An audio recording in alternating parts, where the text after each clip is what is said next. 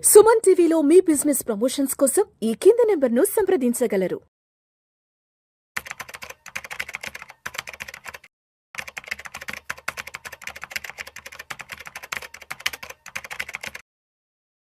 Welcome to Vishnu talks. నేను విష్ణు. ప్రస్తుతంతో పాటు NIS and CRISIL certified wealth manager Revanth Chalamala ఉన్నారు. వారితో మాట్లాడదాం.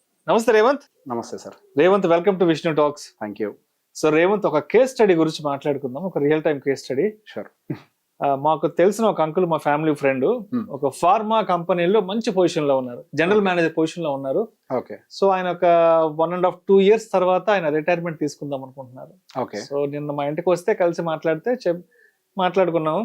సో ఏంటి అంకుల్, అంటే రిటైర్మెంట్ తర్వాత ఏమైనా ప్లాన్స్ ఉన్నా ఏంటి అన్నప్పుడు ఆయన చెప్పారు, ఏం లేదు విష్ణు, నాకు ఒక 50 lakhs వరకు వస్తుంది. అంటే ఆ కంపెనీలో చాలా ఏళ్ళ నుంచి పనిచేస్తున్నాను. ఒక 50 లక్షల వరకు నాకు అమౌంట్ వస్తుంది.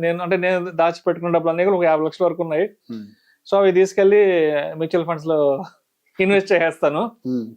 సో SWP యాక్టివేట్ చేసుకుంటాను. సో రూపాయి వడ్డీ చొప్పున 12%, నెలకు ఒక 50,000 రూపాయల వరకు నేను SWP పెట్టుకుని డ్రా చేసుకుని ఖర్చులు పెట్టుకుంటాను. హ్యాపీగా మన వాళ్ళు మనవరాలతో హ్యాపీగా టైం స్పెండ్ చేద్దాం అనుకుంటున్నాను అని చెప్పారు. సో మరి ఇప్పుడు ఆయన తీసుకున్న డెసిషన్ అనేది అది అంటే కరెక్ట్ అంటారంటే ఓకేనా అది? సో SWP అనేది చాలా మందికి ఒక ప్రోడక్ట్ అయిపోయింది. సో బేసిక్ SWP అంటే ఏంటి? అదొక ట్రాన్సాక్షన్ విధానం అంతే. డబ్బులు డబ్బులు వెనక్కి తీసుకునే మోడ్ అంతే. విత్డ్రా చేసుకోవడం. ఎగ్జాక్ట్లీ. ఇప్పుడు SIP అంటే ఏంటి? మంత్లీ మనం పెట్టేది. SWP అంటే ఏంటి? పెట్టిందని మంత్లీ బయటికి తీసేది. అంతే. జస్ట్ మనం అక్కడ ట్రాన్సాక్షన్ యాక్టివేట్ చేస్తాం. ఈవెన్ FD లో కూడా ఉంటుంది కదా అదే ఆప్షన్. ఇంట్రెస్ట్ పే అవుటా లేకపోతే అక్యుములేట్ అవుతూ పోవాలా అని. In the same way SWP అనేది జస్ట్ ఒక ప్రోడక్ట్ మాత్రమే. ఫైనల్ గా మనం యూజ్ చేసే టూల్ ఏంటి? Mutual fund. ఓకే. సో ఈ మ్యూచువల్ ఫండ్ అనేది దేనికి డైరెక్ట్ ప్రోడక్ట్? స్టాక్ మార్కెట్ కి ఇది ఒక డైరెక్ట్ ప్రోడక్ట్. సో ఇందాక మీరు చెప్పినప్పుడు మరి కొన్ని అంశాలు చెప్పారు. ఏంటది? 12% రిటర్న్ వస్తుంది. నేను సో వర్స్ట్ కేసులో నెలకి 50,000 విత్డ్రా చేసినా కానీ నేను స్టేబుల్ గా ఉంటాను అని. అది కేవలం ఇప్పుడు మీరు చెప్పిన మీ అంకుల్ దగ్గర నుంచే కాదు, నేను నా దగ్గరకు వచ్చినటువంటి వాళ్ళ దగ్గర నుంచి కూడా చాలా మంది దగ్గర నుంచి విన్నాను. ఏముందండి, సింపుల్ గా పెట్టేస్తే 12% రిటర్న్ మినిమం గ్యారంటీ కదా, 12% రిటర్న్ తోటి హ్యాపీగా బతికేయచ్చు కదా, ఏముంది దానికి ప్లాన్ అవసరమా అని చెప్పేసి. సో ఇక్కడ మనం అర్థం చేసుకోవాల్సింది ఏంటంటే SWP అనేది విత్డ్రావల్ మెథడ్ అంతే. కానీ ఆ విత్డ్రావల్ మెథడ్ ఎందులో ఉంది? మ్యూచువల్ ఫండ్స్ లో ఉంది. మ్యూచువల్ ఫండ్స్ అనేది స్టాక్ మార్కెట్ కి లింక్ అయి ఉంటుంది. సో బేసిక్ గా మనకి ఈ పర్టికులర్ SWP మెథడ్ కి సంబంధించి కొన్ని అండర్స్టాండింగ్స్ అనేవి సరిగ్గా లేవు. ఓకే.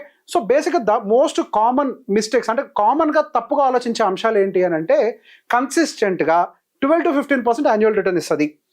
ఇది ఒకటి ఫస్ట్ అజ్యూమ్ చేస్తూ ఉంటారు. అండ్ రిటర్న్స్ అనేవి ఇట్లా వెళ్తూ ఉంటాయి. అండ్ దాంతో పాటుగా ఒక గ్యారెంటీడ్ ఇన్కమ్ లాగా వస్తూ ఉంటుంది. సో నిజంగా మ్యూచువల్ ఫండ్స్ లో ఇట్లా లీనియర్ గ్రోత్ కానీ గ్యారెంటీడ్ ఇన్కమ్ కానీ పాసిబుల్ అవుతుందా? ఖచ్చితంగా ప్రతిసారి 12-15% రిటర్న్ అనేది మార్కెట్లో సాధ్యం అవుతుందా? సో బేసిక్ ఇవన్నీ కూడా దీన్ని ఏమంటామనంటే మనము రీసెన్సీ బయాస్ అని అంటాం. ఈవెన్ మనకి MFD ఎగ్జామ్ రాసేటప్పుడు కూడా సిలబస్ రాసి ఉంచుతారు. సహజంగా క్లయింట్స్ బిహేవియర్ ఇలా ఉంటుంది రీసెన్సీ బయాస్ తోటి. వాళ్ళు రీసెంట్ గా జరిగిన దాన్ని చూసి ఇక మీదట కూడా అదే విధానంలో మార్కెట్ అనేది రిపీట్ అవుతుంది అని చెప్పేసి అనుకుంటారు. ఇది రీసెన్సీ బయాస్. ఇన్ జనరల్ గా ఈ విధానంలో మిస్టేక్స్ చేస్తారు అని చెప్పేసి మ్యూచువల్ ఫండ్ డిస్ట్రిబ్యూటర్స్ ఎగ్జామ్ లో కానీ వీటన్నిటిలో క్వశ్చన్స్ అడుగుతారు, ఏ విధానంలో మిస్టేక్స్ చేస్తారని. అంటే అది ఆ పద్ధతిలో సిలబస్ లో ఉంది అని అంటే ఖచ్చితంగా అది మిస్టేక్ చేస్తున్నారు అనే కదా. ఇన్వెస్టర్ సైకాలజీ ఈ విధానంలో మిస్టేక్ చేస్తున్నారు. కానీ ఇక్కడ మనం అబ్జర్వ్ చేసుకోవాల్సిన విషయం ఏంటి అని అంటే, సో రియాలిటీ ఆఫ్ ఇన్వెస్ట్మెంట్స్ గురించి మనం కొంచెం తెలుసుకోవాలి. అసలు ఈ ఇన్వెస్ట్మెంట్ టూల్ గురించి కొన్ని రియాలిటీస్ తెలుసుకోవాల్సిన అవసరం ఉంది. ఎస్, నిజమే. వెన్ కంపేర్ టు FDs కానీ అదర్ ఇన్స్ట్రుమెంట్స్ తో కంపేర్ చేస్తే మ్యూచువల్ ఫండ్స్ అనేది కంపారిటివ్లీ కొంత హై రిటర్న్స్ ఇవ్వడానికి దానికి పాసిబిలిటీ అయితే ఉంది. కానీ ఇక్కడ గుర్తుపెట్టుకోవాల్సింది ఏంటి, మనకి ఇది మార్కెట్ సైకిల్స్ కి లోబడి ఉంటుంది. బుల్, బియర్, కన్సాలిడేషన్ వీటన్నిటికీ కూడా మనకి అది లోబడి ఉంటుంది. దాంతో పాటుగా ఎకనామిక్ యాక్టివిటీ మీద ఎక్కువగా డిపెండ్ అయి ఉంటుంది. అండ్ దాంతో పాటుగా మనకి అదొక consistent return year on year ఇస్తుంది అనడానికి కూడా గ్యారంటీ లేదు. సో బేసిక్ ఈ రియాలిటీని మనం కొంతవరకు అర్థం చేసుకుంటూ మార్కెట్లో మనకి ఎప్పుడు కూడా ఇది లీనియర్ బిహేవియర్, అంటే ఇట్లా కన్సిస్టెంట్గా ఇదే విధానంలో ఉంటుందంటానికి లేదు. మనం ఆన్లైన్లో ఓపెన్ చేసి ఏమైనా క్యాలిక్యులేటర్స్ కొట్టినప్పుడు సహజంగా ఆన్లైన్ క్యాలిక్యులేటర్స్ ఏం చేస్తూ ఉంటాయి, ఒక లీనియర్ బిహేవియర్ని మాత్రమే చూస్తూ ఉంటాయి. అంటే ఇట్లా కన్సిస్టెంట్గా రిటర్న్స్ వస్తూ ఉంటాయి అని. కానీ బిట్వీన్ ఎక్కడి నుంచి, ఫర్ ఎగ్జాంపుల్ ఇప్పుడు 2025లో మొదలు పెట్టారు, ఆయనకు 2055 వరకు ఇంకా నెక్స్ట్ 30 years కి ప్లాన్ ఉందనుకోండి, అక్కడ లీనియర్ బిహేవియర్ మాత్రమే ఉండదు.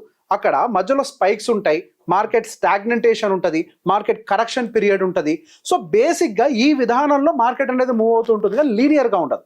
సో ఎప్పుడైనా మనం చరిత్రను గమనించినప్పుడు 1992 అనుకుంటా, 1992 వరకు కూడా మంచి స్పైక్ ఇన్ మార్కెట్ అనేది జరిగింది. ఆఫ్టర్ 1992 దగ్గర నుంచి మనకి 2020 వరకు మార్కెట్స్ అనేవి పెద్ద ఎత్తున హ్యూజ్ రిటర్న్స్ అంటూ డెలివర్ చేయలేదు.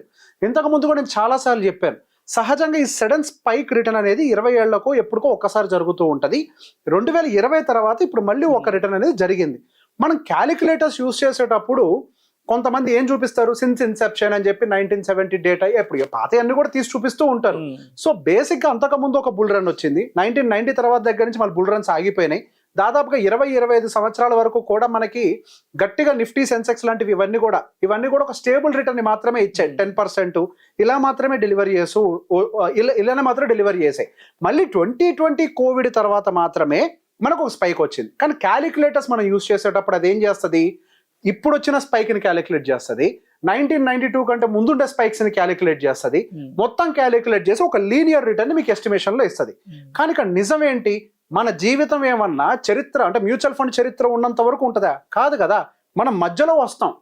మ్యూచువల్ ఫండ్ మనం పుట్టక ముందు ఉంది, మనం పోయిన తర్వాత కూడా ఉంటుంది. క్యాలిక్యులేటర్ వాడేటప్పుడు మొత్తం చరిత్ర ఉంటుంది.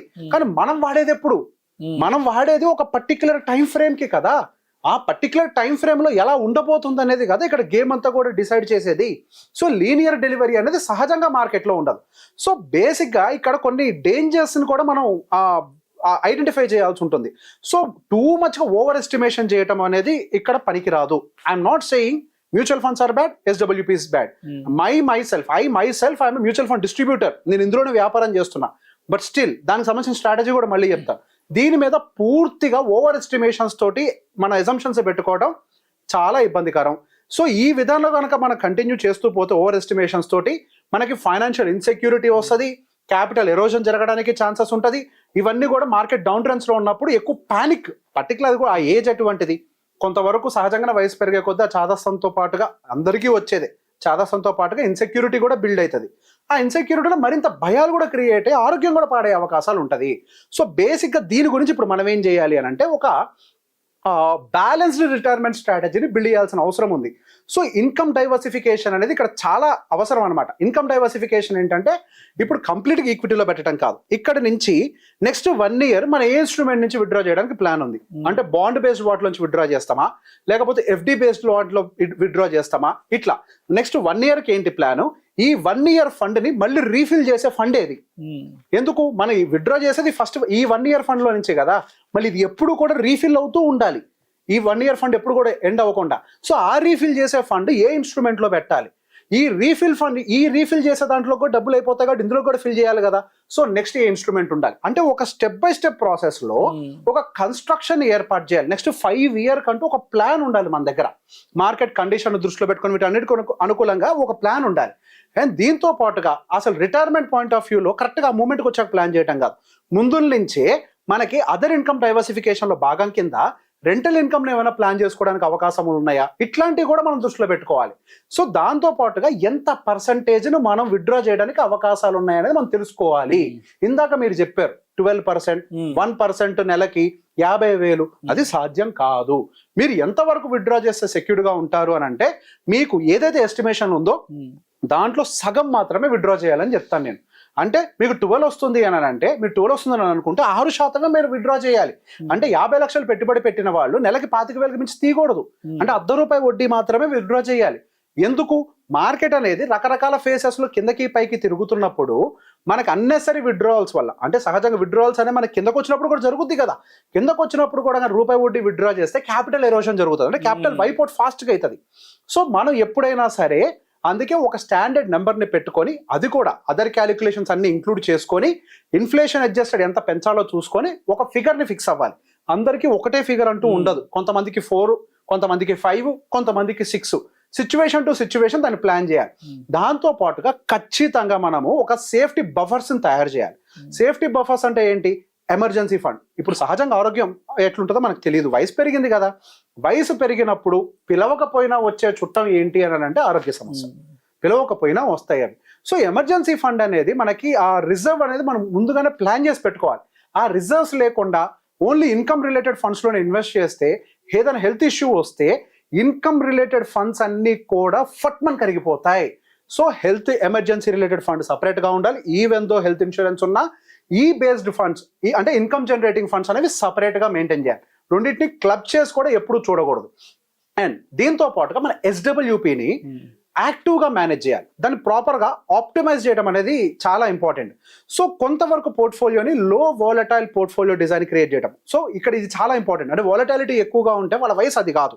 ఇప్పుడు వాళ్ళకి ఆల్రెడీ చాలా ఆస్తులు ఉన్నాయి, ఇన్కమ్ ఆల్రెడీ వస్తుంది అనుకోండి, వాళ్ళని ఒక కేసులో చూస్తాం. లేదు దీని మీద డిపెండ్ అవుతున్నారు అనుకోండి, మనం చూడాల్సిన కేసు వేరు. సో లో వాలటాలిటీ ప్రిపేర్ చేయడం అనేది చాలా అవసరం. దాంతో పాటుగా రిటైర్మెంట్ అంటే రిటైర్మెంట్ అవ్వక ముందే, ఇప్పుడు రిటైర్మెంట్ అవుతున్నారు ఇంకో 2-3 సంవత్సరాల్లో అని అనగానే మనం ఆ పోర్ట్ఫోలియోని ప్రాపర్గా రీబ్యాలెన్సింగ్ చేయాలి, అంటే రీకన్స్ట్రక్షన్ చేయాలి. ఇది కంపల్సరీ గుర్తుపెట్టుకోవాలి. అండ్ రెగ్యులర్గా వెరీ ఫ్రీక్వెంట్ అంటే ప్రతి నెల అని కాదు, 6 monthsకి ఒకసారో 1 yearకి ఒకసారో పోర్ట్ఫోలియో ఏదైతే మనం తయారు చేసి పెట్టామో దాన్ని ఖచ్చితంగా రివ్యూ చేయాల్సిన అవసరం ఉంది. సో బేసిక్గా ఈ ప్రాసెస్ మొత్తానికి ప్రాపర్గా ఆ ఏజ్లో మళ్ళీ ఇదంతా హెక్టిక్గా పెట్టుకోకుండా ఒక ప్రొఫెషనల్ గైడెన్స్ తీసుకోవడం అనేది ఉత్తమమైన స్ట్రాటజీ. ఎందుకు ఇప్పుడు నేను చెప్పిన ఇంత స్ట్రాటజీని బిల్డ్ చేయాలంటే దానికి అనుభవం కావాలి. ఇంతకు ముందు దాన్ని ఇంప్లిమెంట్ చేసిందో లేకపోతే చదివిందో ఒక సైంటిఫిక్ అప్రోచ్ అనేది ఇందులో అవసరం. సో ఆ బేసిస్ లో మనం దీన్ని గుర్తుపెట్టుకోవాల్సిన అవసరం ఉంది. సో మనం ఖచ్చితంగా ఏంటి ఒక 5-year బఫర్ స్ట్రాటజీని మాత్రం ఖచ్చితంగా దృష్టిలో పెట్టుకోండి. సో మనకి ఏదైతే మనకి నెక్స్ట్ 5 years లో ఇందాక చెప్పాను కదండి, ఒక పెద్ద కుండ నుంచి చిన్న కుండకి, చిన్న కుండ నుంచి ఇంకా చిన్న కుండకి, అక్కడి నుంచి మనం తాగే రకంగా అంటే మనం వాడుకునే రకంగా ఈ చిన్న కుండలోకి నీళ్లు కంటిన్యూస్ గా ఫిల్ అవ్వాలి అంటే ఫస్ట్ 1 year, సెకండ్ కుండలోకి నీళ్లు ఫిల్ అవ్వాలి అంటే సెకండ్ ఇయర్ కి సంబంధించిన ఫండ్, ఆ పైన ఈ కుండలోకి ఎక్కడి నుంచి ఫిల్ అవ్వాలి. సో ఇట్లా ఒక 5-year బఫర్ స్ట్రాటజీని కనుక మనం ప్లాన్ చేసి పెట్టుకుంటే ప్రాపర్ గా మనకు కొంతవరకు అది అంటే సాఫీగా తీసుకెళ్లే అవకాశాలు ఉంటాయి. దాంతో పాటుగా టాక్టికల్ విత్డ్రావల్ స్ట్రాటజీని అయితే మనం వాడాల్సిన అవసరం ఉంటుంది. టాక్టికల్ విత్డ్రావల్ మెథడ్ అంటే ఏంటి? ఇప్పుడు మార్కెట్ అనేది బాగా పైన ఉందనుకోండి, ఎక్కడి నుంచి ఎస్డబ్ల్యూపీ యాక్టివేట్ చేయాలి, ఇది చాలా ఇంపార్టెంట్. నేను గుండు గుత్తా కింద ఇట్లా యాక్టివేట్ చేసేస్తా ఫండ్స్ నుంచి అంటే కుదరదు. మార్కెట్ పైన ఉంది, అప్పుడు ఎక్కడి నుంచి యాక్టివేట్ చేయాలి, మార్కెట్ కింద ఉంది, అప్పుడు ఎక్కడి నుంచి యాక్టివేట్ చేయాలి, ఏ టైంలో డెప్ట్ బేస్ ఫండ్స్ వాడాలి, ఏ టైంలో ఈక్విటీ బేస్ ఫండ్స్ వాడాలి, ఏ టైంలో మళ్ళీ ఈక్విటీ నుంచి డెప్ట్లోకి షిఫ్ట్ చేసి రిజర్వ్స్ని మెయింటైన్ చేయాలి. సో నేను యాక్చువల్గా చెప్పాలి అని అంటే ద మోస్ట్ డిఫికల్ట్ ఏంటి అని అంటే రిటైరీస్ ఎస్డబ్ల్యూపీని ప్లాన్ చేయడం చాలా కష్టమైన పని మార్కెట్లో. అంటే ఒక నార్మల్ పర్సన్కి ఒక పోర్ట్ఫోలియోని కన్స్ట్రక్ట్ చేసిన దానికంటే ఒక రిటైర్ అవుతున్న వ్యక్తికి పోర్ట్ఫోలియోని కన్స్ట్రక్ట్ చేయడం మోస్ట్ డిఫికల్ట్ ఛాలెంజ్గా నేను అనుకుంటూ ఉంటాను. ఎందుకు? దానికి చాలా హోంవర్క్ చేయాలి. ఎక్కడి నుంచి ఎక్కడికి రాబోతుంది అనేది ప్రతి ఒక్క ప్లాన్ని ప్రిపేర్ చేసి పెట్టాలి. ఎక్కడ ఫెయిల్ అయినా మన ఫ్యూచర్ మొత్తం డిస్ట్రాయ్ అయిపోతుంది. కాబట్టి ప్రతి ఒక్క దాన్ని ఒక పద్ధతిలో సిస్టమాటిక్ వేలో కనుక ప్లాన్ చేస్తే, yes, mutual fund is a beautiful product. SWP will give you income, but it has to be planned. Thank you so much, Revant. Most welcome.